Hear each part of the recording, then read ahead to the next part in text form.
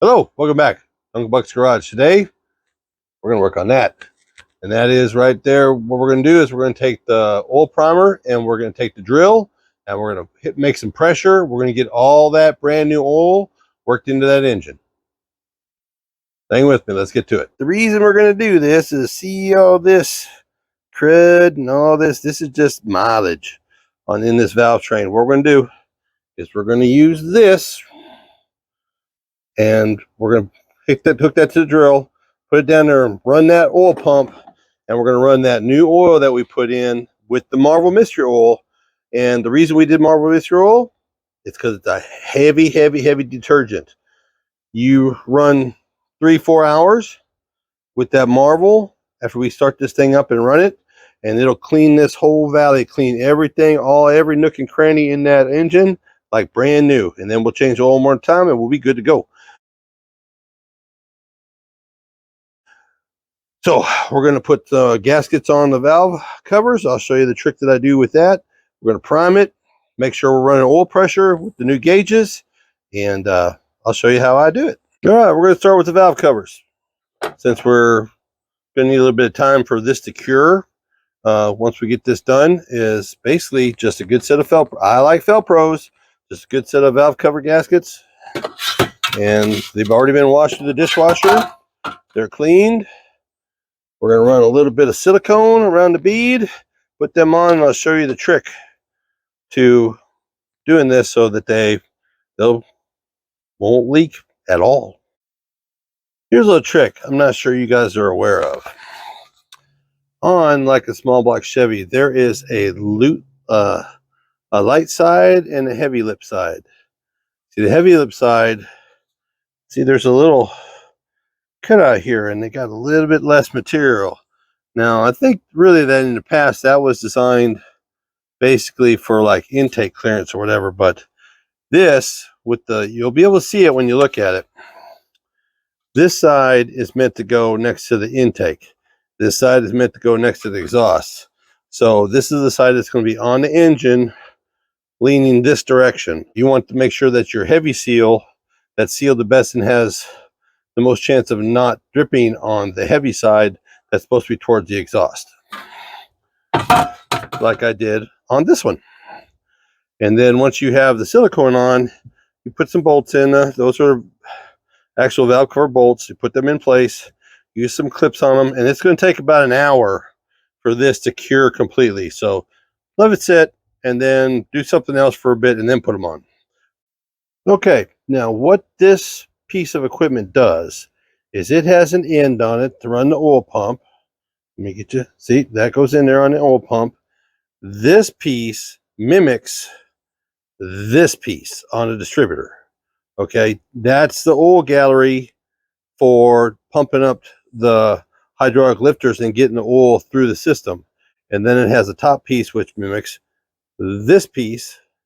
So it sets it in the engine and lets you stick a drill on the end of it and run your oil pump without running your engine. So this one has been sitting for several months now, and so I did change the oil on it, but the oil has not been circulated in it. I did run it down the oil pan galleries, and try to get it, but it doesn't run it through the oil passages in the engine like as if it was running. So that's what this does. It mimics the engine running without running the engine, so you can get everything in the system primed and fresh brand new oil in all the bearings and all the nooks and crannies, including the Marvel Mystery Oil, which is to clean this thing out because it was abused for a long time. It runs so good, but it's going to run better. So I'll show you how this works. It's pretty neat. Okay, and this is what she looks like when she's in. She's seated.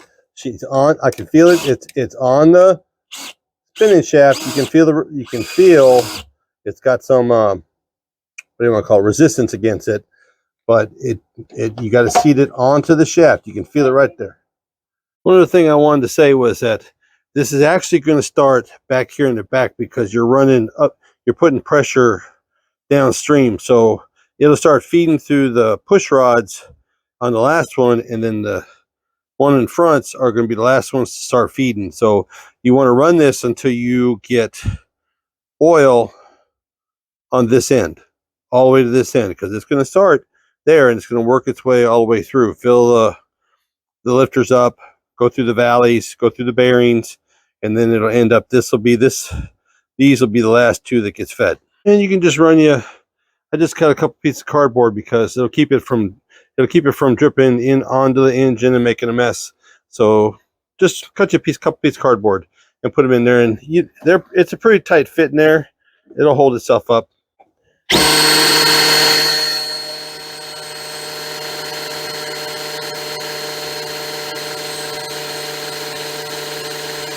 Okay, now I got about half of them, but not all of them that are oiling right now. So we're going to take the crank and we're going to spit it one rotation, which is we're going to move the ones that are on the intake, we're going to move them to the exhaust side. We're going to give it one spin, and then we're going to do it again. We've got it primed, and we want to make sure, we just want to double check and make sure, I'll let that drip a little bit so it doesn't make a mess. As you can tell, I've got oil on all the cylinders.